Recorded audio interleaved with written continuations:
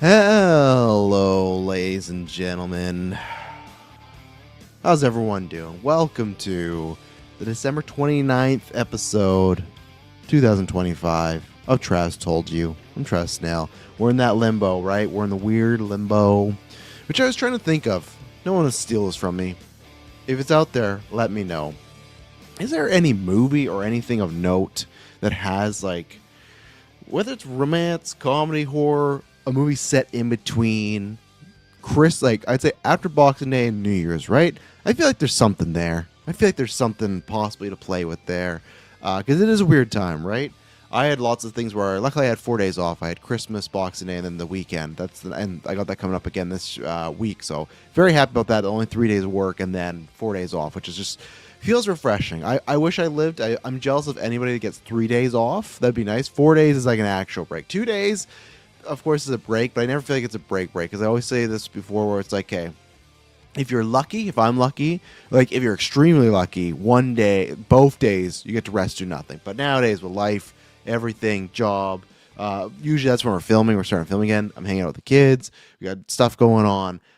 You usually it's one day is chores, do things, and the other day is maybe relax a little bit. Then you're getting ready for the week, right?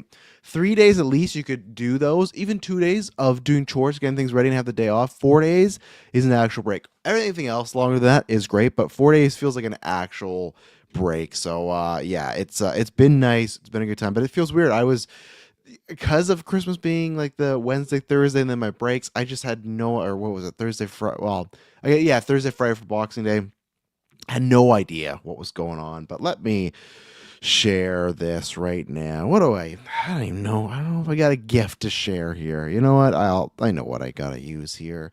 But yes, we are here. Travis told you. I said that I wasn't sure if we were going to be doing another news one, and I think we're going to be doing at least this one or two. So people, I did say that, oh, it might just be the movie rankings. We'll wait and see, because obviously later on this week I got Stranger Things, which a big thank you to everybody that's checked out that episode for this month. And we're going to talk about that. Today we're talking about, I'll get back to the plugs in a second. Today we're talking about the Avengers Doomsday third trailer leak, obviously in the title and the promotion. I feel like it's not a big deal now to share like what the leak is, right? If you're really going back to Avatar multiple times and you're disappointed I leaked it for you, I guess I apologize for that. But they're doing this whole weird thing where it sounds like we're not even getting a Doom trailer, and it sounds like we might not even get like a full trailer till Super Bowl, which is kind of crazy to think about, but they're trying something different, and I think there's pros and cons to it. But I think for the most part it's pros, because as we saw last week when they put out the full Steve Rogers trailer, just HD on social media, YouTube, whatever, it killed. Did terrific numbers, right? You got to remember, there's an audience of people like us that are going to search out and find these things, and then there's an audience of people that are just going to wait. And we're going to talk about that in a second. But we're talking about that. We're talking about the box office big weekend for Avatar 2, which your boy fucking told you, No, that's a big hot take. I just felt like, again, we talked about before, the narrative that was happening week one. It's like, hey, everyone slow down. And then A24 also, biggest weekend of all time. Like, great numbers and things to see. Like, this whole campaign working for Timothée Chalamet. Great numbers to see overall. And then we're going to talk about a little bit Stranger Things, because the blowback there, some reviews. Is it review bombing? Are people upset? Is it actually going to be hailed as the Game of Thrones final season? I don't know. We'll talk about that. But for that episode, thank you to everyone that listened. In 3 days, that became our biggest episode of the month. Beat Avatar, beat It, which was good because it was.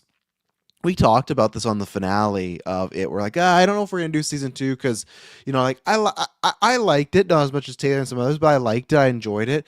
But the numbers started really good. Like the first episode, I think it had a lot to do with the time changes Halloween. But those episodes did like all right, but we always have a number at Geek for like what we want to hit to justify doing an extra cast, which is a review, and also we don't do this full time. And we're like, you know what? It's season two, probably can shelf that, not gonna happen. But then 7 and 8, the finale, just fucking jumped up. I guess people were just waiting for Pennywise, but those did really well for us. So we'll see where season two lays. But thank you everyone that tuned into the Stranger Things episode, because it was Christmas, Boxing Day, a little awkward timing, but it did very well for both financially and downloads wise. Like I said, biggest episode of the month. Don't know where it will be in the grand scheme of all things, but later on this week, I think I am seeing Stranger Things in the theater. So I think I will be trying to drop a review because the girls are being watched by my auntie and mom. And they're all going to hang out for New Year's ball drop, all that stuff. But I think they're going to be hanging out. So I think I'll be able to sneak away and do my Stranger Things review there. So look out for it. If you're doing nothing New Year's Eve, your boy will be live talking about that. But thank you to everyone listening to that. Very much appreciate it. And then, yeah, this week there's a Dylan solo episode that I think he's going over his actual full Game of the Year in-depth stuff. We have, here, Travis told you on Wednesday, I think will be happening 11. I have to check because my daytime work schedule, I work a little smaller because New Year's, but I think it'll be happening. But I think that's going to be more news. I got a bunch of Marvel rumors that have come out. I'm not going to talk about them today because it would be a bunch of stuff. So that's a tune in for Monday. We're talking about Secret Wars stuff. Or Wednesday, sorry. Secret Wars stuff. Moon Knight rumors, Doctor Strange rumors, all happening Wednesday, 11 p.m. or 11 a.m. PST. So if people were wondering when I said, I'll probably do my movie rankings, I'll wait till next week to do that. I'm sneaking in a few. I saw K-pop Demon Hunters, finally. I saw Honey Don't last night. I'm watching Long Walk currently today. I paused for this. And then I really want to try and see Mari Supreme. It's like Nosferatu. I didn't want to do my list till then.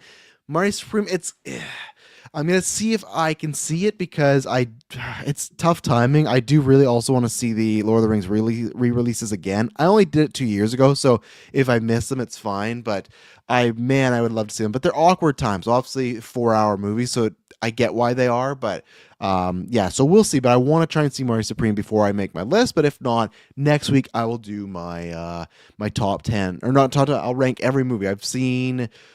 Over about 80 now. I'm trying to get to 85, 86, so at least tie from last year. And I'm seeing the ones that I did want to see that I haven't crossed off yet. Like I said, Mari Supreme, Long Walk, Roofman, lots of stuff there. So yeah, I hope everyone had a very good Christmas and a good Boxing Day. Hope you bought some stuff. I didn't really buy anything really. I'm looking at buying one of the Resident Evil remakes, but I might get Games Pass for it, so I don't know.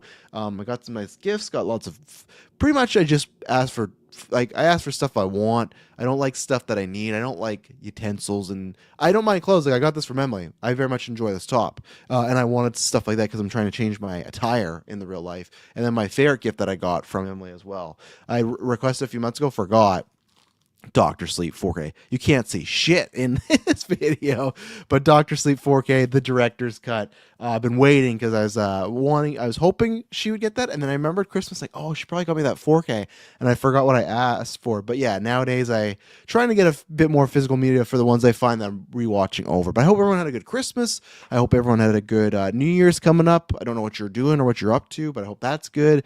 Whatever you did, hope you had a good time. And yeah, I got a couple more still Christmas things I like to watch. We have a rule that until it's the new year, we still watch some Christmas or Christmas adjacent stuff. So yeah, let's get into this right now. I guess I can get that starting soon.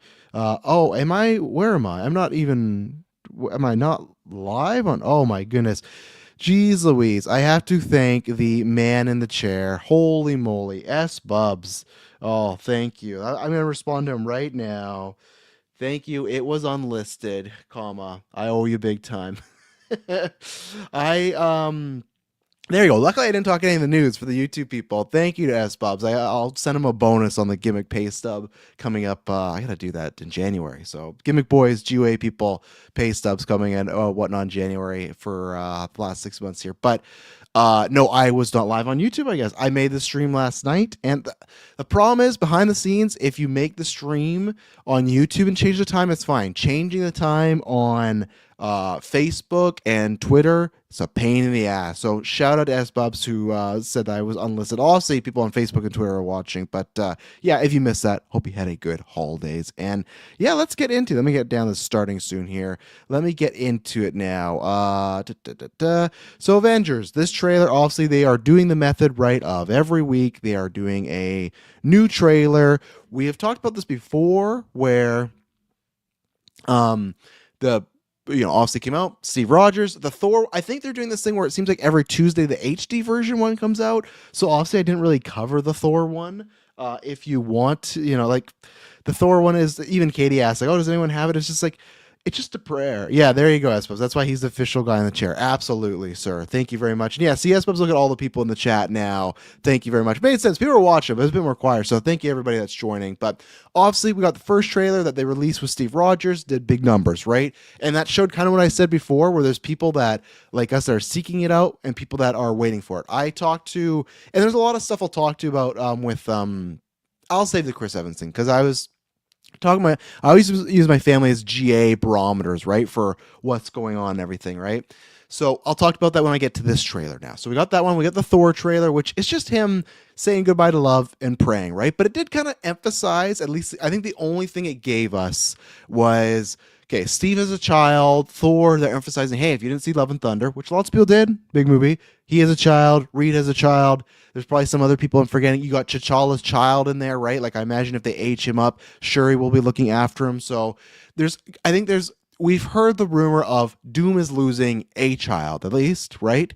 So that would make sense where you have all these heroes with children, and that's kind of a way to pay him back. He's doing the whole fucking Penguin from Batman Returns plot, right? As far as, okay, I'm going to take your firstborns. Fine, that's all right. I still have some questions. I still, like with Downey on Christmas, when he shared another Instagram post, he does this a lot, where it's Iron Man and Doom. I've said this, I was talking with the Marvel boys, which stay tuned. Next week, Marvel Alliance will be back. I have to confirm with Chris if they're doing predictions or not. I know they got lots of trailers to break down with these teasers, so we'll see. But anyways, whenever they do the 2026 predictions, I'll be on there because I love being that. That's a yearly cast. I haven't been on a bit. But I was talking with them, and I still will say this. All I need is for Doom and Iron Man to be linked one way. If it's not going to be a fail, but if like Victor Von Doom just happens to look like Robert Downey Jr., that will at least probably be a point off for me in review. I know that sounds dumb, but in this universe and how big Downey was and Iron Man, even if I love what Brent said a long time ago, where whether you swap either way, where it was Victor Von Doom was adopted by the Starks, or Tony Stark was adopted by Victor Von Doom, whichever one I say. I've heard there's being rumors of them saying like that's what they're going to do for the 616, like the main universe, like Downey from Iron Man to Endgame was actually Victor Von Doom adopted. I don't know how I feel about that. That's kind of odd for our number one hero to be like always a villain, but at the same time, the idea is, well, if Downey's going to stick around as Doom, he's going to be more important. They can get an actual Iron Man, and maybe that can make people feel better about this because, oh, this is the guy Iron Man. I don't know. I've said this before. I feel like the movie, the rules, all this is going to be a big fucking mess. And I hope they can just land the plane. And I hope I can enjoy it. And I hope that stuff makes sense. I'm not optimistic about a lot of it, but I'm trying to be hopeful. I'm definitely curious. It's going to be a great review. It's going to be a great watch. Don't get me wrong. I just hope it's in a way that when I watch Endgame, I don't have to ignore what happened here, right? Which I think what they're playing with could be. Then we got this third trailer, right? And again, for anybody that's watching live, I'm not going to pull up any clips, any pictures. I don't want to risk of this channel getting shut down. So it's out there if you want to find it. They did like tear this one down a lot quicker, I'd say. The Thor one took longer to get out there, but there's not much to it. But Steve Rogers, I feel like was out there for like, half a day. There's better versions like, okay, we'll start taking it out. The X-Men one, it was like it was out there for an hour and then it was gone. And then, oh, it's back. Oh, it's gone. It was, I don't know. Maybe that's part of the appeal, right? That they want people to look faster. Because I've said this before. Every time these trailers leak and get out there, they trend on Twitter. The people are looking for them, trying to find them, right? So maybe that was the idea of like take it down. Or maybe it was like, let's play this a little bit longer. It is, obviously, I'm going to say it. It is the X-Men or some of the X-Men. Let's have this play and be a big moment, right? So that's what this trailer was. Very cool trailer where, oh, that's what I was going to say. With the Thor one, it really didn't do anything other than to me of like, there's no announcement, no big scene, no reveal. I guess it's just to be like, okay, yeah, Hemsworth is back. Y'all love Chris Hemsworth, right? But also felt like it was for the not haters, but some of those people that are haters or don't like that Thor. I think it's still a small majority of people that are complaining to that much. But it was like, hey, funny Thor, he's not in this. Don't worry, we've cut his hair. He's back to being how he was in Endgame. As we've heard, the rumor is this movie is a direct sequel to Endgame. With Thor's hair being short, it literally feels like it could be that. The daughter, you could fill in anyway, right? He had an adopted daughter. He had a daughter out of wedlock. They might say a couple things, right? Even when he meets Loki, right? Even if you had Loki in that trailer, that would have been big, but nothing really big than other than, hey, Hemsworth is in this movie and he's not funny. Okay, which I'm sure would be funny, but you know what I mean, right? So we get this trailer, which are hitting on a lot of classic stuff, right? They show the X-Mansion looking very rad, very battle-worn, and we don't know, because we'll get to it at the end of the trailer, what the status of the mansion is. Is it battle-worn because the students are there? Is it battle-worn because the attack? We don't know. But it's Xavier, and he's talking. He just has like a couple lines. You show him moving a chess piece, stuff like that. That's great. And then where was I'll get the quote here. He's talking with Magneto, who. This is the biggest thing, and this is why I'm excited to. And at some point, I want to, when we get the full trailer, talk with the boys about this, the GV boys, and do like a full. It might be like a good bread and butter. I don't know. And maybe in the Super Bowl trailer, if that happens, we're going to get revealed of who it is, right? But anyways, he's sitting there. Magneto's bearded, long hair. He says, death comes for us all. That's all I know for sure. The question is, the question isn't, are you prepared to die? The question is, who would you be when you close your eyes? Now, obviously, before we get to the back half here, we don't know the status of any of these fuckers, right? Right? That's the thing. Xavier has died 3 times. He died in Last Stand, he died in Logan, and he died in Multiverse of Madness. And we've always said, is this an Xavier that is new? And it's here's an Xavier, here's a completely new universe, go. Is this an Xavier that's picked from before one of those times where he dies? That's where it gets tricky. I felt like the Endgame and Endgame and the MCU established what their time travel rules are. I think a lot of this multiverse stuff, if you do something like bringing Xavier back, I guess it kind of maybe breaks some of that, right? So there's times where I remember the Endgame, we talked in the review, and I tried to justify it. Maybe they will again this time. I feel like I'm just going to throw that out the window. That is kind of a score against it, in my opinion, but that's the whole MCU, right? But I'll just throw it. I'll go, okay, whatever. Multiverse time travel mumbo jumbo. Might not make sense. I've said this before. It still doesn't technically make sense about Logan being in the Deadpool universe, right? Because in the Deadpool universe, they're talking about Logan being a hero and sacrificing himself. If people people have forgotten, Logan takes place far in the future, like after Deadpool 2 and 3. So if you bring Logan, like a Logan from that universe, into the one where he dies, there's still a Logan that's going to die. Granted, like, this one won't, I guess. It's like the whole Captain America thing, right? Where I believe that Cap went to a different multiverse. Now there's chances where actually, no, he's been sitting there the whole time, just waiting, chilling, doing nothing. It's the time travel thing, right? It's very messy. It's all over the place. That's where some turbulence is going to happen in this plane analogy, right? So in this sense of Magneto, right? One thing I thought was very interesting in Days of Future Past, and they did nothing with it in the movies, and that was not a setup for this movie. So don't think like, oh, hey, they set up long term. No. In Days of Future Past, I've liked the suggestion too that people have said, hey, if they use Steve Rogers going back to being with Peggy as like a way where it started an incursion, right? Wolverine in Days of Future Past, like, going like to and from, like, saving that universe, if they want to make that incursion like retroactively, that'd be cool. Like, I'm down with that. And my point is, when they went back, one of my favorite scenes of all time, when he sees the school and the score, the whole time I got goosebumps right now. Fuck.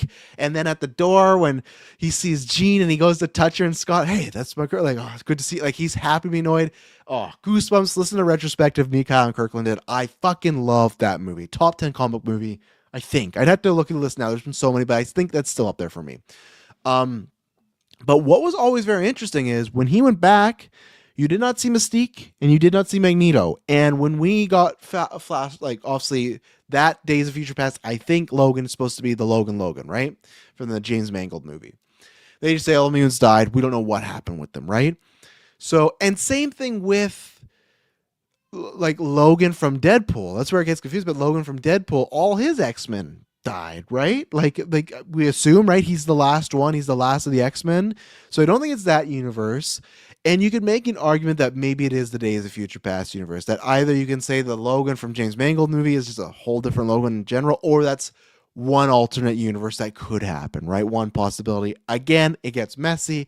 I see why a lot of people might jump off, but that's where just even Xavier or Magneto with the beard and the hair, people point out times, because like I've read many comics, but I'm not a comic aficionado. I put myself in like a C plus tier for knowledge. Maybe on certain times I could be a B, but like I can't. When I go on vodka stream and hear some of these guys, they are people that have read the stories and read the multiples. I've said this before, where I need to go reread a lot of stuff because my cousin had a bunch of comics. I remember as a kid, I was just like, I need to go back, and that's why hopefully we do comic book versions again, because that was a fun time. But there's been times where Xavier, and I don't think this is it, right? But it could be with that quote. The reason I brought up, people have theorized, what if that is a moment where, in sometimes the comics, Magneto, multiple times, takes the metal adamantium off Wolverine and Xavier, and even does this in Ultimate X-Men in a different way, kind of mind wipes Xavier, right?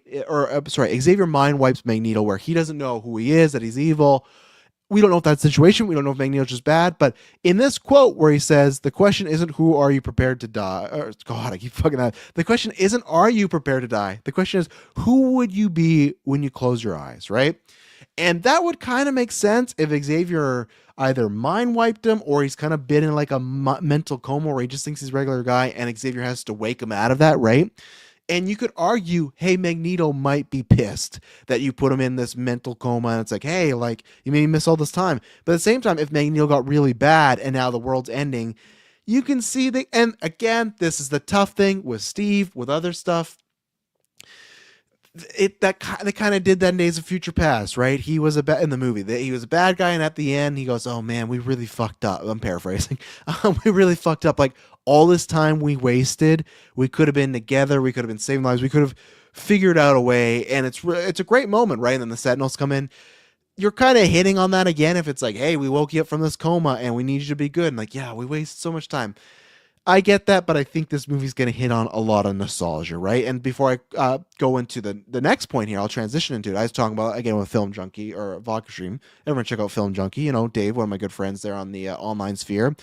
He was talking, because he's in the camp, and I understand this camp, right? I think Brent's in this camp. I think Chris and Dave might be in this camp a little bit.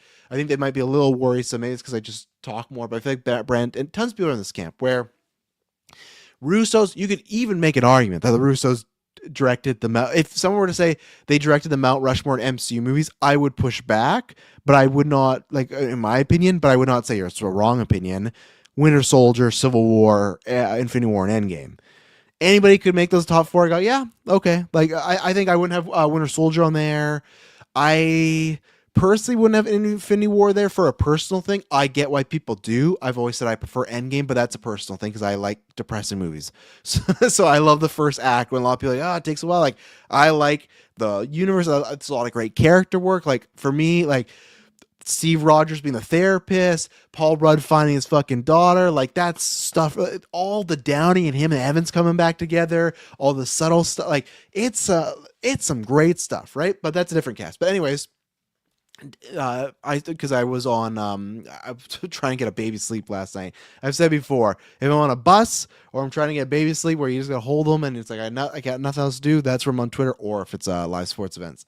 And I saw a Film Junkie, he had tweeted out about, because he's on the side where, because he trusts the Russos with the films because of what they've done in the past, and he thinks that it'll be a-okay, but he's still cautious, right? But he was pointing up that, man, people seeing the next character, aka Cyclops, doing the thing he does, looking the way he does, a lot of people are just turning and flipping, right? And that's where I am, where it's just like, we see a few seconds of this, and the deniers and I'll call myself a denier, not a hater. A hater is you want them to do bad. I don't. I think my biggest MCU thing, I could say the most I was worried up until and being proven wrong, was Guardians 2. Because Guardians 2, now a lot of people would say you were right about that. All those trailers I did not really enjoy. That's what I love about having a recorded podcast.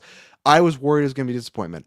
I have the hot take of, I think I'll say Guardians 2 is my favorite. I think number 1's the best, but Guardians 2 is my favorite. A lot of people don't. A lot of people have like bottom 3 MCU or bottom 5, maybe now because there's other stuff, right?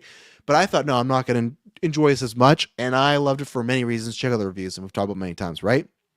So I want December 16th, 17th, whenever. Like, I don't think this will ever still reach Endgame Infinity War levels, but if they can land the plane and not be a complete mess, fix some things like they did with Infinity War and Endgame, if they can, to me, like, I think for the general audience, it needs to be a 7. If they can make this an 8 for me, I'm pretty happy. I'll be disappointed maybe in some aspects if it couldn't all come together, but it's been a bumpy road with COVID strikes, Kang, Iger, Chapek. It's been a bumpy phase in general, right? So it's not all their fault, all of their fault. I would take some water. I have no fucking idea where water is, so we're going out with the water this cast. Yeah, hashtag hell yeah, dry mouth. No one clipped that.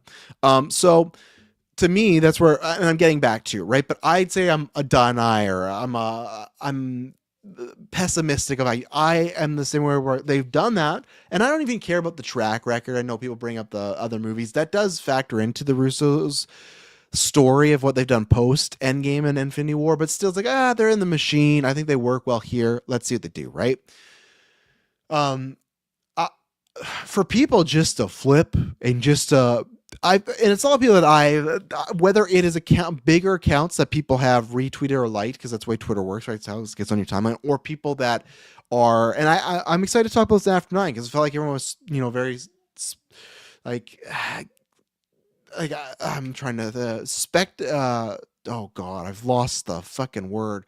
But a lot of people had it at arms as far as, and when we talk about After 9, as far as being excited, liking these characters, but worried about what's going to happen, how they're going to do it, right? I think what this is for the people at the end of the day, first world problems, I don't really care that much. If you were pessimistic and you saw this trailer, you saw, because the shot is, they go to fucking James Marsden Cyclops. He's in full gear, except for the trunks, which is so funny because I brought this up and I feel like people haven't talked about this, but like there's a big debate a couple of years ago when Superman was coming up in the trunks and no trunks. Maybe it's just a Superman thing. We'll see what happens with Batman, but no yellow trunks here. I'm always supportive of trunks. I don't care. It never looks like underwear to me. Just a part of a costume. No trunks on him, but other than that, like shoulder waist belt, the X on there, a visor looking very comebackery, his fucking leg belts, like blue suit. He looks very much like, instead of the fucking 2000 X-Men black leather, right? You want to wear yellow spandex?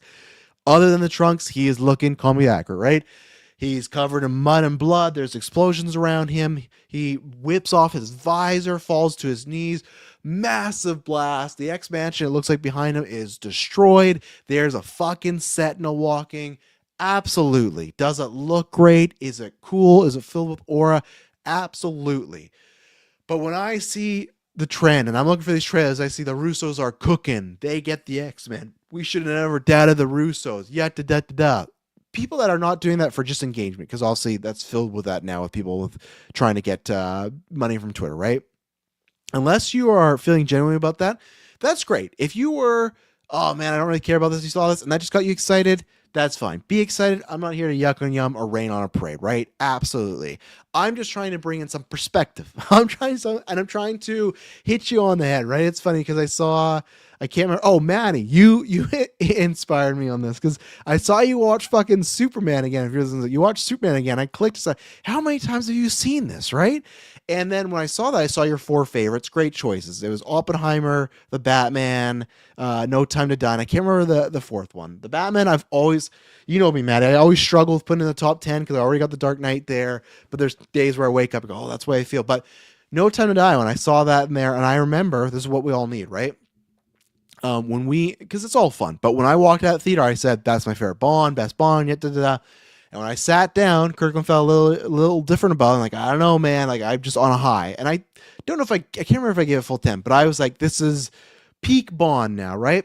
And then once he started talking, I went, yeah, that's kind of true. And yeah, that's right. I still loved it. But it's still critiqued a little bit. I'm like, okay, I still put Skyfall above. I still put GoldenEye. I still put Casino Royale. I still put, I don't know if I put any of the older Bonds, maybe Goldfinger, right?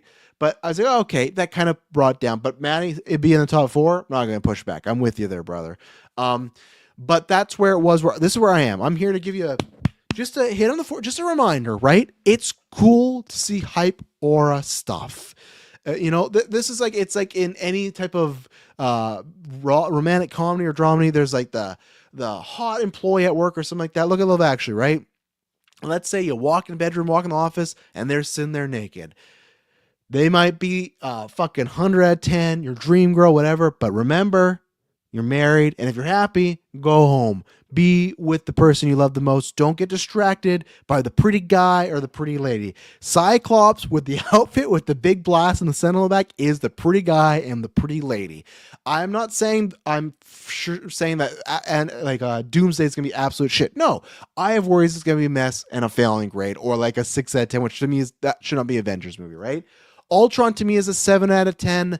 I think that was a little bit messy, but I think they could afford to do that back then. And I think that was fine because we kind of got Civil War after, which was kind of a mea culpa, right? I mean, that's what Secret Wars is. But Cyclops is the pretty guy or girl. It looks great, but if you were like me, where you were worried, don't get distracted by the shiny thing. Don't get distracted by. I can trust the Russos to make hype moments. I can trust them to do aura moments. That's great. Of Cyclops and James Marsden too, which people thought was a great casting for Cyclops, just got riddled with bad scripts and bad placement with Wolverine being the main, right? That like it's great. Comic accurate look, costume, the visor, it looks like an epic moment. That is very easy. That is the which I'm not with this, but that is the equivalent of people that say, hey, dream sequences should get banned in trailers. Because look at BVS, right? And BVS is different because of Justice League and where it would have gone if it continued. That the nightmare scenario stuff was real going into it, right? But I remember after BVS, people being like, man, there's a bunch of cool looking shit and it's just a dream. That's fucking lame. And I wasn't on that. I didn't love the nightmare stuff at most back then. I have warmed up to it now and I would love to see that movie. But I understood people, or even like, fake stuff in trailers with Avengers Infinity War, right? It's easy to put this hype stuff. It is 90 seconds of looking cool and it's nostalgia. And I've seen people, even critics, they're like, oh, I've seen them playing chess. Like, I'm back. Don't get me wrong. Same thing. I'll talk about on SideQuest. The last couple weeks, I've been trying to knock off some of the backlog. I played Resident Evil 2.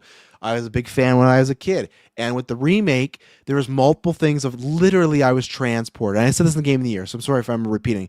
I was transported back to Travis being, 8 to 10 on his PS2 playing that game. It's like, oh, we need the medallions. It's that Ratatouille meme, right? I was there. Now, the opposite flip side, though, is the Resident Evil remake's a great game. That's what they have to do if you can do the both of them, right?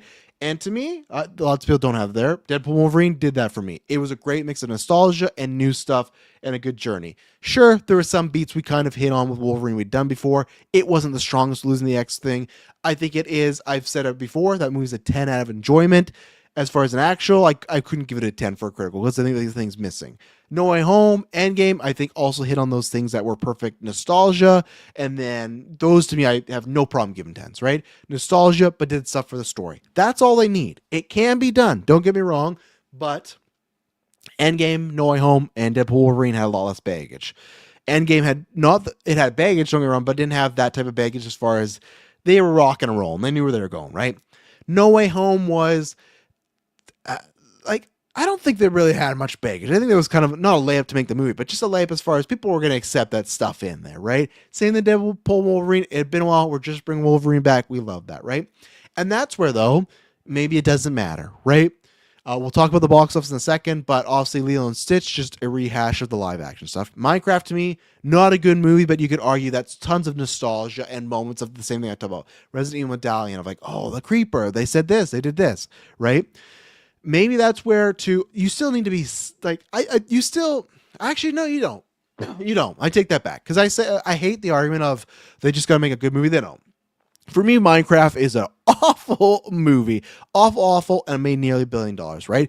I think sometimes being a great movie can definitely help you, right? But sometimes you just need to get the perfect cocktail of nostalgia and stars and effects and enjoying it and everything, right? Same thing as Avatar 3. It's killing it. For majority of reviews I've read and people, I'd say listened because I don't really read many reviews, but podcasters I listen to and my friends, other than Tanner Kirkland, and I guess Mike had that too, but before I talked to them on After 9, everybody I talked to is like, yeah, it's the lowest of 3. Doesn't matter. It's going to be like $1 billion. It's going to be lower than 2, but still doesn't matter for them. If they can get up to almost 2 billion, if they get $1 billion on their hat, but if they get almost to 2 billion, which is what they're looking at, That's great, right? So I was talking about this with my sister because we were talking a bunch of things. We'll talk about the Stranger Things, but she's very general audience, right? Like she's just watching Breaking Bad now. After years of me telling her to watch Breaking Bad, she would no interest, and then text me, "Oh, it's a great show all the time." But there's an example of Walter does bad things in that show, and she only cares when he does things to main characters she likes, not the innocent people. But I was like, hey, you're not really understanding this. But again, people just enjoy things, watch things in a different way, right? So we talked because she had seen this. I think she'd seen a trailer or like a TikTok, and she clicked on it and saw like a lot of people in the comments not happy with the Chris Evans thing. And I don't think it was negative, but she was just not happy with, or she was wondering why people were kind of like, oh, he's bad. Like, I think what, and I don't know, I didn't send her anything, but whatever she clicked on was definitely a fan base of people like myself of love Chris Evans, love Steve Rogers, is my favorite MCU character. Do we need to bring him back in this fashion, right? I've talked about it, you can go back a couple weeks ago. Is this needed? Is this kind of a mistake? Are you just heavily relying on nostalgia? And with Downey, Evans, I think they are, right? As I've said, it's just a question of how good can they make the nostalgic story, but they're leaning on it big time. So she go, why is everyone mad? And I kind of explained what I do, on podcasts, like people, there's other characters that we followed, kind of feels like you get a perfect ending. Listed all the reasons someone might be mad, right? Not exactly the exact one. It's like Stranger Things, which we'll talk about. Seems like people are mad for a bunch of different reasons, right? But still, I listed the kind of ballpark, right? And I said, so that's just oh, okay. And then I can't remember, I'm paraphrasing, but she just kind of said like, oh, I don't care. I'm just happy to see Chris Evans back. And that's where I think the majority, and when I was talking about it with Dave too, like he was, when he said his dad saw the trailer and kind of had a similar thing, right? Like, oh, cool, he's back. Didn't care about the story. Why? Majority of the people that are seeing, because they have all of us LinkedIn, right? Majority of the people seeing this movie are going to be people that are those hardcore mainstream, just the mainstream people that love those Infinity War, Endgame, all that stuff, right? And that's where I've said before, as a watcher, as a fan, as someone that's stuck with the Phase 4 to Phase 6 and wants better things for the MCU, I don't like that it's nostalgic. Because here's the thing, if it's nostalgia and it sucks, then, as I've said before, they're big time screwed. I've said it on this cast. If it's nostalgia, like a 7 out of 10, I think they're fine. They got the audience. People will come back for the bigger stuff. They're fine. But if it's nostalgic and it sucks, and we'll have to see Rise Skywalker, that can really damage the brand, right? But if it's nostalgic and just good, people are happy. There's people that like this. They've seen the Cyclops thing. They're fucking in. And it is cool when the trailer ends and it says the X-Men. I'm getting goosebumps now. The X-Men will return in Avengers Doomsday. It has been like what? Also, we got adjacent stuff. But when was Dark Phoenix? And obviously, it didn't go on like the big thing. Oh no. Oh, it's 2019 as well. So it's just kind of funny where we're talking about like this being a direct sequel, and it's just like, we're like, oh, we're bringing back the things from 2019. Thor, short hair, Captain America. When's the last time you saw the X-Men like as a unit? 2019. And we're bringing it back. So, but it is cool where it's like, yeah, we haven't seen that team for a while. And that's why I still want to do a cast with boys, because granted, I still wonder what this does of you bring all these actors back, and does that not maybe, because I argued for After Dark Phoenix. I was someone that said, you know what? They want to do First Class. Derek M says, dude, that James Marsden shot was enough to get me in. And that's what it is, right? And that's not like for Derek or anybody else. I'm not just trying to say it in an offensive way, right? Because I'm already in, and we talk about all the stuff like, does the story matter? Does it bring them back? Like what I was just going to say, does it matter? Like I thought that they should have brought back the old cast after Dark Phoenix. I thought there was momentum there. I think everyone I talked to when I was watching movies, that was before the podcast, I said go to theaters with like 20 to 30 of my friends from Best Buy. What I do is when I was, friends and colleagues, but I'd go buy tickets for everybody and we make it a big movie night. That was one where people were excited to see like Xavier, Scott, Jean, like all that stuff. People, I think, would have been down for an old X-Men one, right? And do you do that again where I said, do you reset the ticker? When you brought back Hugh Jackman, every time you reset the ticker of people accepting a new Wolverine. Do you do that again with the X-Men? Sure, you kill them.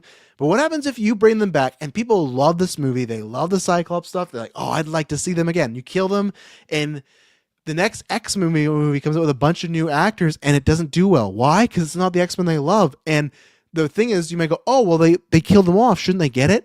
You have established Xavier, Downey, even writing off Steve Rogers.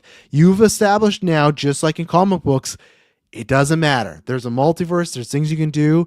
You kill off somebody, that is not the end of the road. Nobody's ever really gone, as Luke Skywalker said, right? So that's why to me, I think there is a good shot that people love this, and they announce, oh yeah, Sadie Sink is Jean Grey, and all this is like, yeah, I don't really want them back, like that's, or like at least now, right? It's not been long enough, right?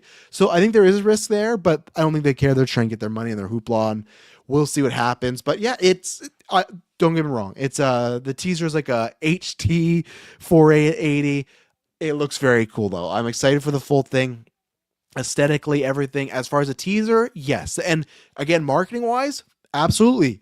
The X-Men have been gone now for 7 years, right?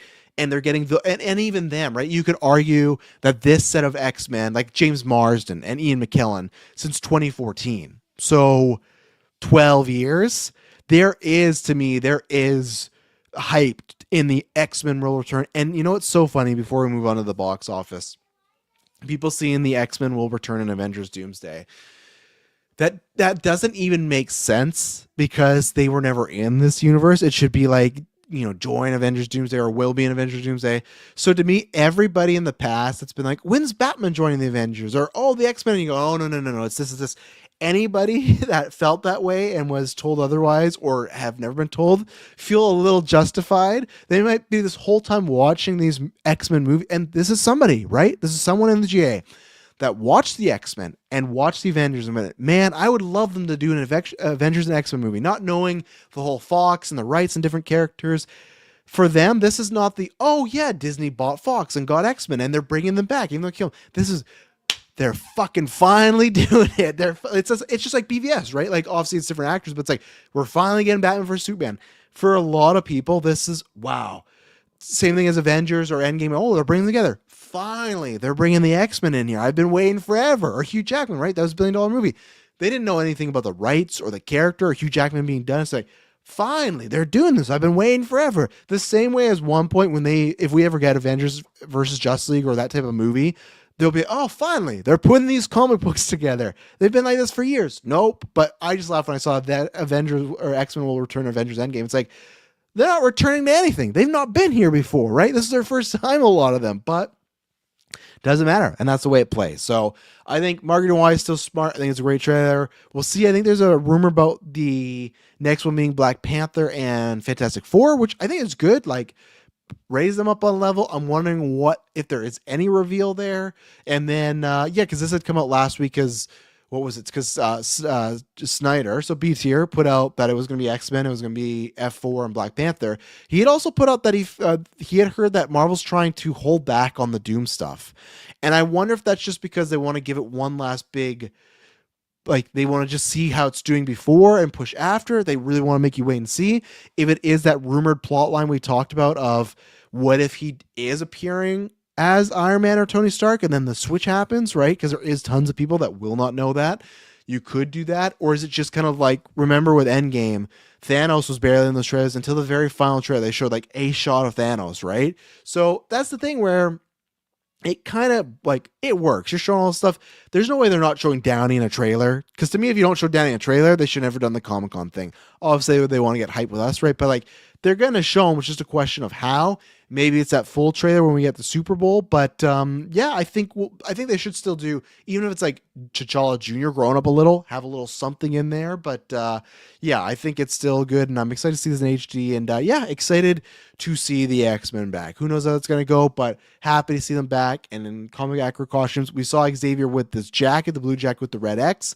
So there was that thing a couple months ago that leaked that was like a crew like sweater or something like that. So it looks like all of those looks have matched the teasers. So if there is a full trailer, I still would like, Sam and the crew to get some love, but we're not doing that. We're here to sell tickets, right, folks? We're not here to give teams love or like make them seem like big players, just to get these tickets going. So we will see. Let me pull up the box office for this weekend. Obviously, it's kind of all over the place because it is a you got Christmas box office, but then it's also what is it? It's you had the Christmas box office, Boxing Day, Christmas Eve, but also the weekend. So there's kind of a hybrid. So I'm going to be talking about just kind of some numbers in general here. But Avatar currently sitting at 760 million. I think it's like the third or fourth biggest movie after a couple weekends, beating a bunch of them.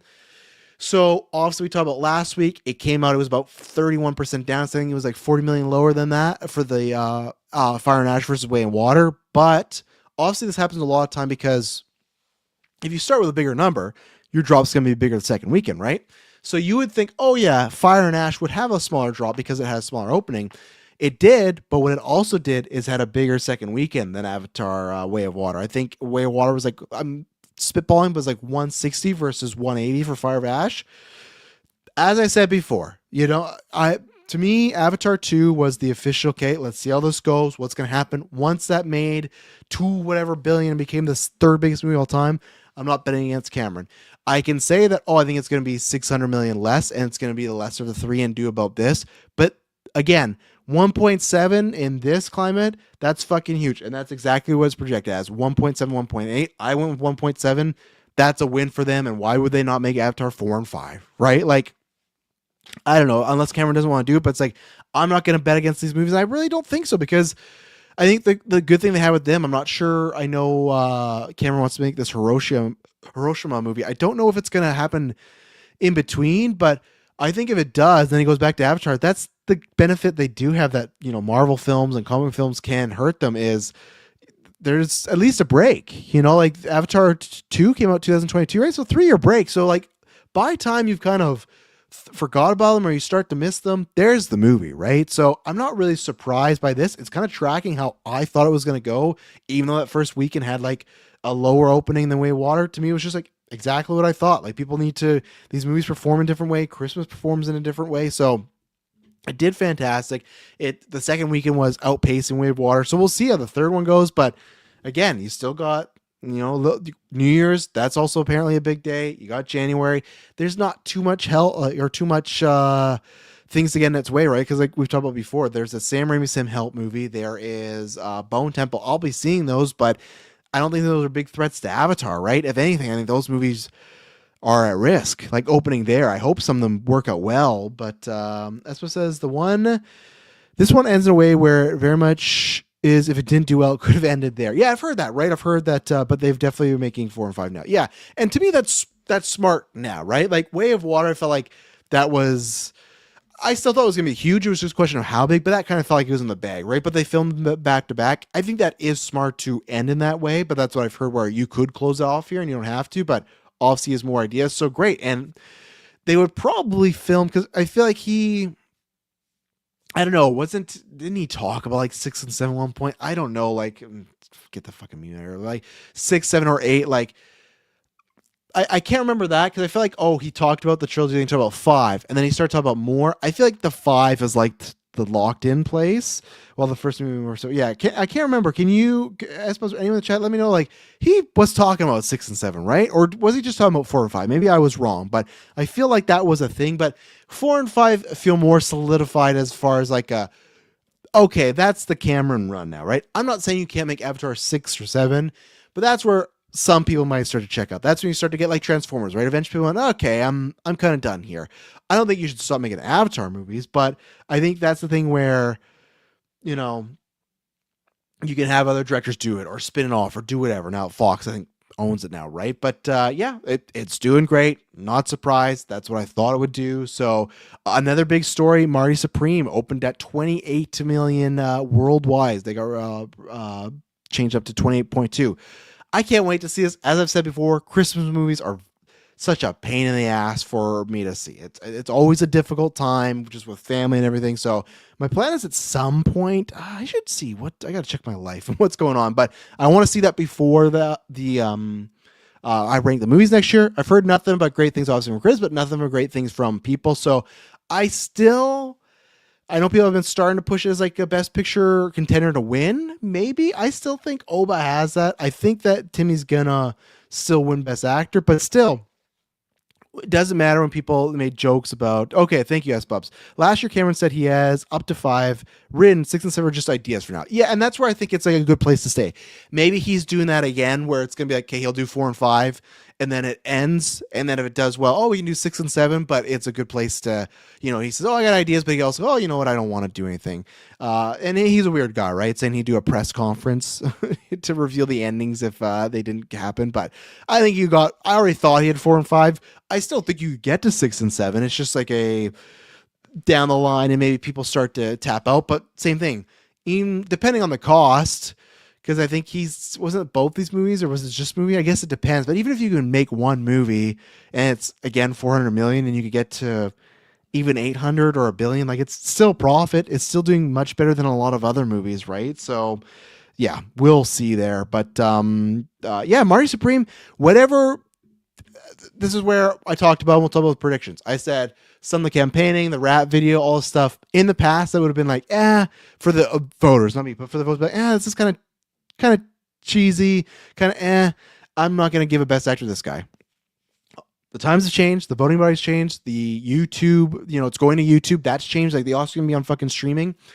And can you make a case? It'd be different if people didn't like these antics and the movie kind of just performed what it was going to do or even bombed. For him to do this promotional campaign, and then it was tracking at 15 to 17, right? Million, 28, so a whole 10 million over, 11 million over. How can you argue that, right? How can you go out there and see? Because what was One Battle After Another's opening? One Battle After Another. I should just search it here because I'm on Box Office Mojo. One Battle After, because I can't remember its opening. I feel like it's like a 40 or 39 or something, right? No, see, so I don't know, I don't know if it's gonna, because I think it had like a bigger, broader appeal, like being a bit more actiony, right? 205. I don't think Marty's gonna get there. I think the Christmas bump actually helps it, but still, domestic opening 22 million. Marty Supreme 28. I think the Christmas buffer adds to it, so I feel like they kind of have a similar opening, but still, you can't make that case. That's a guy going, and to me, One Battle After Another, much more timely, all around bigger stars. What, in Marty Supreme, you got Odessa Zion, who, like, I'm a big fan. Fuck, man. That's a Trash told you right there. Go back to the Hellraiser, the newest Hellraiser remake or whatever, reboot, whatever it was. Newest Hellraiser movie. I had never seen Odessa act, but I watched her and I was like, she's good. She's gonna be something. I bought the stocks when they cost low, and now I still have not watched I Love LA. I've not watched Marty Supreme, but she's becoming like this hot thing right now, right? And people have been pitching her for Wonder Woman because of the hair. Sure. I fucking # Trash told you. The show's called Trash Told You. I fucking called it on Odessa Zion. I knew that was gonna happen, right? But her, is Gwyneth Paltrow really opening a movie? No, she adds to it, but is she opening a movie? No. One Battle After Another had much bigger star power. So you can't argue, like, whatever this guy's doing to go get people to see a A24 Oscar bait, he says no Oscar bait, but people might look at it that way, right? Oscar type of movie that's about ping pong. He worked his ass off and he fucking did it, and that's good. Sure, some of the stuff is a little like, not like, I don't love it. Like, I'm not watching the full rap video, but cool. If it hits on the audience and get people out there, I'm all for movies doing well. A24's biggest opening. This fucking guy set a record. How can it, like, it's undeniable, right? I've not seen Marty Supreme, so I have to see if it's better than the other performances, but it's like, if it is for me, it's like, how do you not hand him the award, right? Fuck the whole, the old narrative was in the Oscars, you make the males wait, the young females get the Starlet Awards and the males got to earn it. Fuck it. Like, he's already earned it, by the way. Chalamet's earned it multiple times over. So, like, I think it's fun, but, like, still huge. Biggest opening in A24 weekend. We'll have to see what happens when they do Elm Ring or Death Stranding, but still, based off that, fantastic. So, yeah, it's great for them. Excited to see how it does in the next little bit. Excited to add to that tally because I will see it in theaters, because I was even iffy on, like, the ping pong movie. Both those trailers are phenomenal, right? So, and then last on the box office here, I don't know the exact number, but it was number 2. So obviously this weekend it was Avatar again. It was Zootopia at 20 million. Then Marty Supreme for just a week it was 15 million. So I can't remember what.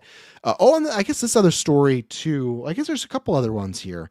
Zootopia now is the Oh, it's so annoying when they put the live action animation remake of Lion King in there. But technically, Zootopia, so taking that, is the fourth biggest animated movie of all time. Nisa 2 is number one. It's Inside Out 2, and then Frozen 2, and I think it's at like 1.45. So it just means like another 20 million, which I think it could do. New Year's.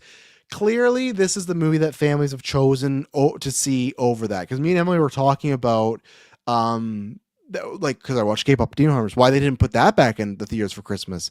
And we're talking about like, oh, because Avatar and everything. But I said, like, I don't think that would have taken from that crowd. It would have taken from Zootopia. I think Zootopia has taken more from the Wicked crowd, right? Because that's the other story. Wicked is on VOD tomorrow. It's going to end with about, let me pull it up here. I guess there's lots of stories at the box office this weekend because Christmas. Let me pull this here. I pull up Anaconda because I don't know what to see. Not good reviews, but where is Wicked? I want to get its. So it finished 7th or 9th at 5 million this week. Okay, so 5, and then just like Wicked 2024, just to confirm. I want to see what the full drop was there. So Wicked. The first one made 758, so 760, and this made 500 million, and it's gonna kind of stop there, right? Make a couple more, but it's gonna go via deal. Maybe it gets to 510. Pretty crazy. So what? That's so, but like 150. No, yeah. Oh no, shit. Take 250 less, 260 less than the first one. There's one that I was wrong about. I said at least it'll make what the first one did. A little bit more, if not a little bit less, but about the same. That's big. Like, and I was not surprised though. Once, like I said, I saw the movie and I just felt like it was gonna not get the same word of mouth that the first one did. Because I've talked to really nobody that's not a big fan of the play, like a Mike or something, that loved it to that same amount, right? So I think the word of mouth just happened there. I do wonder if I've said this before that maybe they should have waited another year. Maybe people miss it a little bit. But again, also just the movie just doesn't have that word of mouth, and yeah, we'll see. But yeah, finish at 5, like about 510. That's a big drop off. Would not have thought that would have happened there. But yeah, Zootopia, I think it will beat Frozen. And I said this opening weekend too when we got those numbers. Was it going to perform like Moana or Inside Out 2? And when we got that, and it was very similar to Inside Out 2, I said, okay, it's going to be like that. And again, that tracking. So hey, I was right with Zootopia, wrong about Wicked. But can it catch? Can it get another 200 million? I don't think it's going to get Inside Out 2, and I think it probably a little bit has to do with summer always, summer versus Christmas, but I'm just trying to think why would be the difference. What would be like, because I was going to say to me, Inside Out 2 is a better movie. So maybe it's just that, but maybe it just appeals a bit more appeal, but still it's apples to oranges, right? But still, I'm just trying to think like, what is the 200 million difference between a Zootopia and Inside Out 2? Like what gets there? And maybe it's just some more of those greater, like the creatures, whatever, the emotions people go on to, even Riley, right? Like seeing her grown up, I think that always does help. So you got that going on. You got The Housemaid right now sitting at 460 worldwide. So I think it's a budget of 35, but then kind of 60, 70 with what is it with marketing. So obviously it's made its production budget back. This will be a profit. This is good for Sweeney and her crew because obviously, what was it? It was like something Americana. It was Christie, and I feel like there's another one in there, right? That really underperformed. We talked about that many times in the fall about Glenn Powell, her, Mark Qualley, some stars that are coming on. Maybe Chalamet again could be. You can make a case there. We'll see, but still, $20 million, $70 million budget, like. It's still not going to make a massive profit, right? But still, you make a case maybe he's starting to build with Dune, but we have to see if he can do that all the time. But this helps. But I think this is like a multiple stars with him, with her, with Brendan Scalar, and big with Amanda Seyfried. I think it's good counter programming. There's nothing like this around the holiday season. I am interested to see her next story. Definitely, it's good to get a win, right? Sweeney with Anyone But You, with this, people like her at Christmas time. That's great, right? Whether it's her acting, whether it's just to see her, whatever. I will see this definitely like on VOD or something. I'm not gonna go to the theater to see this. I've heard it's like a schlocky, good time, fun. I like Seyfried. Sklar, I'm fine on. I like Sweeney as an actress, so yeah, good for her and her team there. Like getting like a win there, because if this would have underperformed, legitimately, Euphoria gives her a boost, right? Because this is a good kind of 1-2 punch. You get Housemaid, that's a hit. Then back to Euphoria. I think she can be on the up and up. Um, if this would have underperformed, you would have seen her probably leading a lot less movies. But this kind of adds some juice to the fire, right? So good there. What I want to see was Anaconda, because this thing has not been reviewed well. Okay, you know what? What 43? That's did better than I thought. Was $43 million or 43 million opening worldwide weekend. I just said a bunch of fucking words there. That's what it's at right now. Not its opening. That's what it's out from Christmas to now. Let's see. I just want to see the budget. That had to be cheaper, but I guess you know Paul Rudd and Jack Black. I'll never watch this. I won't say never. I have no intentions. Okay, so this is very similar to the Housemaid situation where it had a budget of 45. So what? It's advertising, marketing, probably 70 to 40 in there. So yeah, same thing. We'll see how it does and how it continues to play in the next few weeks. I feel like the Sweeney one plays a bit better as like a counter programming marketing, but at the same time, there's not like a rated R comedy out there, right? So that could kind of still get some chuckles around there. So yeah, we'll see. So yeah, it was an interesting box office nonetheless. It's always interesting to see what's going to happen during the Christmas one. But and finally, not much to say here because I should have saved some of my thoughts at the opening there. But Stranger Things, man. What a pushback, right? It's been very interesting. Let me check my phone, make sure there's no big breaking stories or anything like that. Okay, there we go. We're fine there. Yeah, I said in my opening, and we're not going to get into massive spoilers. I'm sure many people see it might be a few minor things, right? The trailer for the last episode's dropped more. I'm not going to watch it. I didn't watch the trailer for the volume, whatever. I'm 2 days away. I can't see it in theaters. Still excited, right? I still prefer to see most. As I said before, these episodes were I was underwhelmed by them, but I'm still liking them. I still think there's some great moments. So as long as the finale can be that, I'll be happy to see it on the big screen. See with Emily, get some popcorn. Always good time. Always prefer to see things unless it's brutal at the box office. I said that I was underwhelmed and I can see some negatives, but I, for myself, also said I don't see it being like Game of Thrones season 8 level bad. Well, boy, was I wrong. Not for myself. My opinion hasn't changed other than there was one thing that, that's why I like the Discord. I had a problem with, we'll just call it the will scene, right? My biggest problem with the will scene was still where it was placed and the pacing of it and the timing of it. That was my biggest problem with it. I had other problems with it. And luckily, that's why I love, join our Discord down below.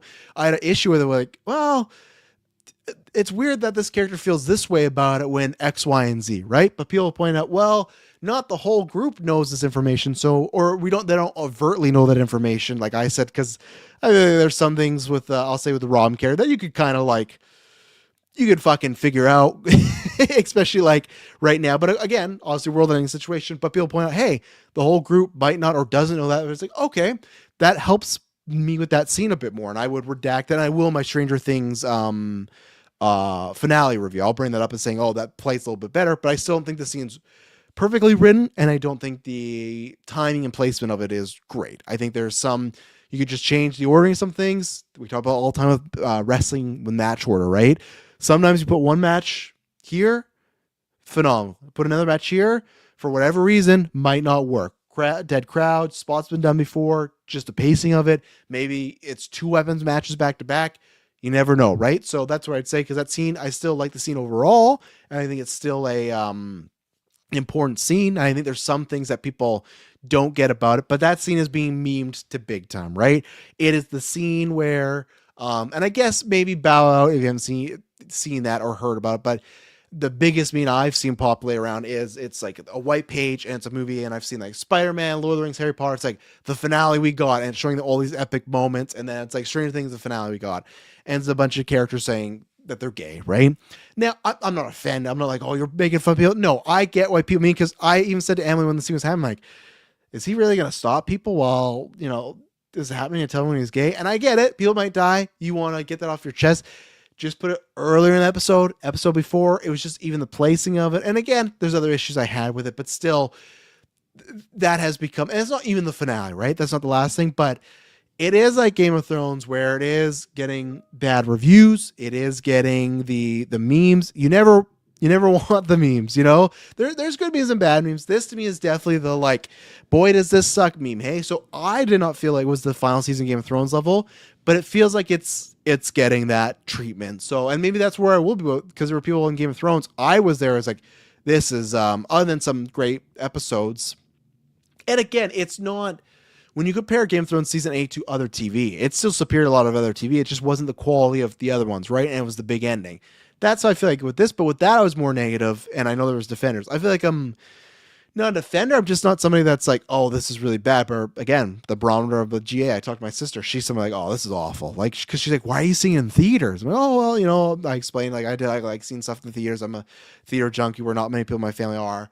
And she's like, oh, it's just gonna suck. And I'm like, well, I don't know that. I think they'll bring the finale. I'm like, oh, I just haven't liked the season. Like, that's where I was talking to her, and I already feel that momentum with other people. You know, the bike is going down the hill, and that's not good. Now, is it still going to pull those numbers? Yes. We'll have to see what it does for the legacy of the show, because that always sucks. I still hope they can make it because I rewatched Game of Thrones last year, and it was still phenomenal. That last season is still like, this does suck, but when you rewatch it all together, it's like, well, there's still amazing, incredible stuff along the way. And now that you know the ending, it's like, all right, it is what it is, but I can appreciate this now, right?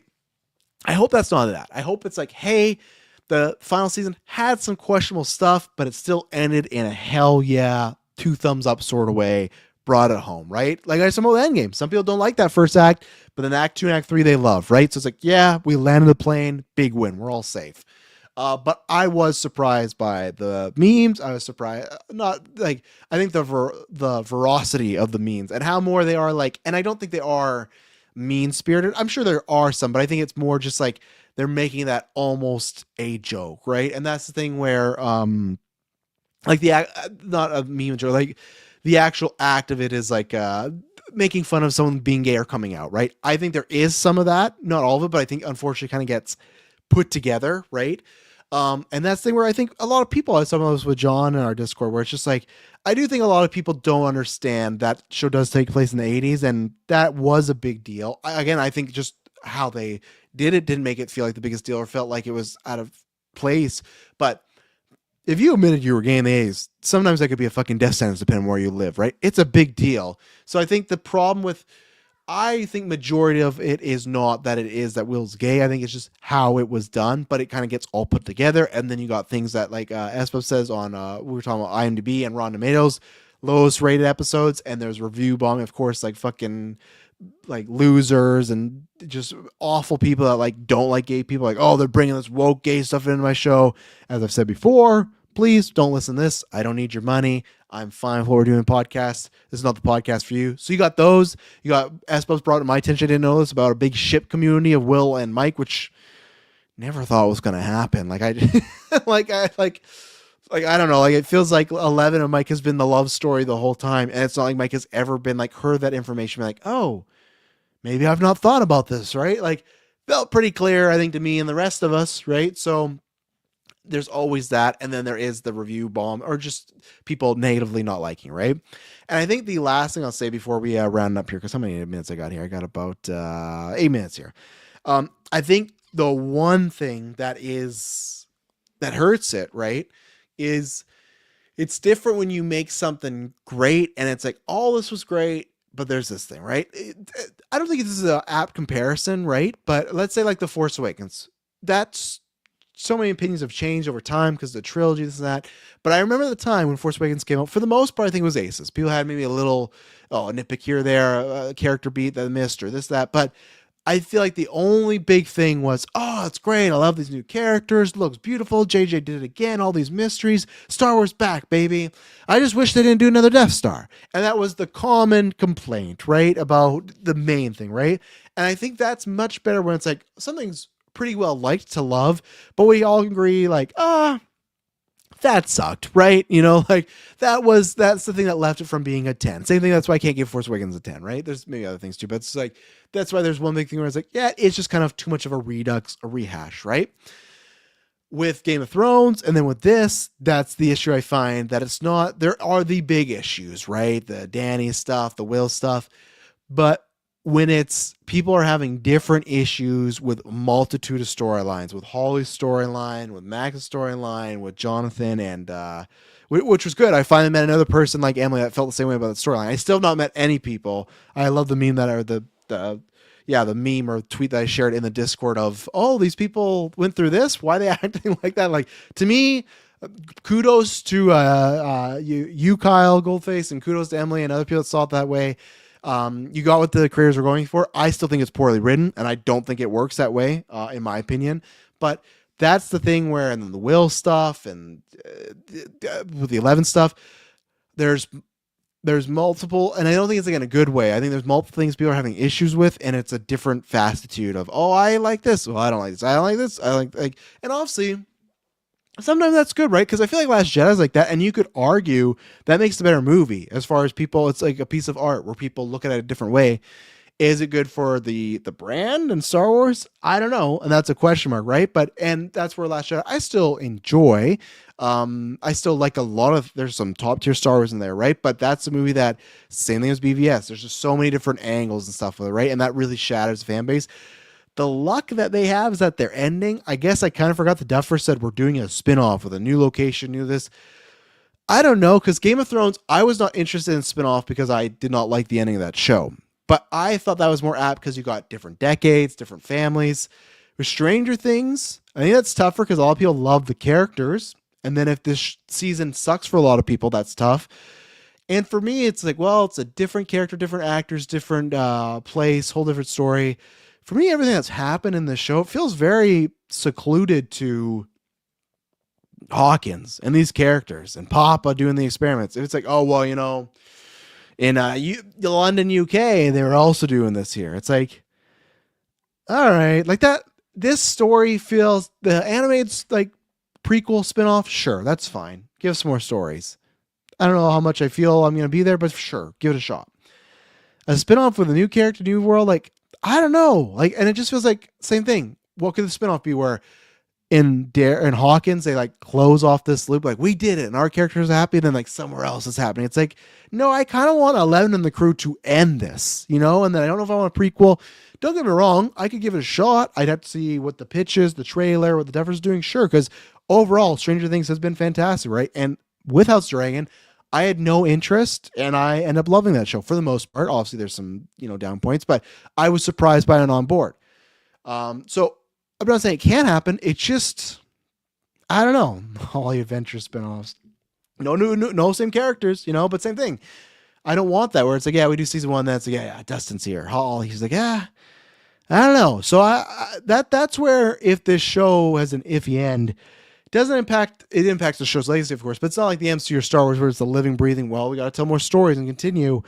But when I heard about the spinoff, I was like, well, I guess that could kind of affect that, right? So we'll see. And there was another thing too, where I saw like, this is the lowest rate episode, and they compare that to the Dragons finale or the Game of Thrones finale. The thing I learned is that Breaking Bad's The Fly on IMDb is the lowest rated episode at 8, which shows how, to me, still greatest show of all time. Your lowest rate episode's 8 out of 10. Any fucking creator would kill for a rating like that. Yeah, my lowest episode out of 50 episodes or whatever, multiple seasons, an 8. Yeah, but I didn't know The Fly. I get it. It made sense because I get why a lot of people, because you might say like, that's a weird episode. But like, I get it. But again, shows the like gravitas of that show, right? But yeah, we'll see. So as I said, I think if things line up, I'm going to try and do a news Travis told you for the Wednesday 11 a.m. PST. If something changes, I'll announce on Patreon. And then I'm going to do a Stranger Things review. That should be up the next day for the finale. Our fall reviews, me and Dylan are going to do next week. We're going to do 2, 3, and 4 all together, just because I'm sorry that I'm sure it's going to hurt our numbers too as far as missing some episodes, but just holidays. He's been traveling. I've had family, so it's just been tough. I haven't even watched it. It's been tough, and sounds like it's better to watch. It sounds like episode 2 is kind of a downer, but in a quality way. But yeah, so I'll be back. So you get 2 doses of Travis told you, coming up. And then the next couple weeks, next week, the 5th, we're fucking back. And then the gimmick is going to be this weekend. It's going to be the 4th. Right now, 10 a.m. PST. It's going to be myself and S-Buzz for the full show. Maybe Dave will see, but we're going to review World's End. We're going to review, make some predictions for Raw. We're going to do our year-end awards, and then eventually we'll start getting a gimmick or GM mode going. We'll probably make plans for that maybe the 11th or something. And then, but the 5th, we're back. It's the people's, I think, one of their favorite times of the year here at Geek First, because I feel like a lot of creators or a lot of people take times off and they just do their best of lists. No, we got some of our best fucking content. We got the movie preview, we got the video game preview, and then we got the fucking drafts. We got Marvel draft, we got the movie draft, we got the video game draft, we got the Golden Geeks nominations. That's tons of fun time. So some of our best content gets recorded in January. So January 5th is when the crew kind of gets back together. Obviously, Taylor's going to be gone for a couple of weeks because they've not had their baby yet. I will not announce anything about that until they do, but they've not had their baby yet. Everyone's all good and safe, but Taylor will be gone for a couple weeks. I think he's going to make an appearance for one of the drafts so he can be in there and get his numbers down, but it's going to be me and the GV3 there. I can't remember, do we have a name? We did a whole cast about this, about our team names. What was our... We were... The QT boys. Okay, because we shared Tarantino. Sure, we decide on that. But yeah, the 5th is when we're back and new live content other than just myself. But yeah, thank you very much for tuning in. Thank you for live chat. Again, Espos, thank you for telling me about the live feature. Join the Discord talk. It's been a great time in there. Join, Patreon. Get this episode mini ad free. Thank you very much. When you hear from me on Wednesday.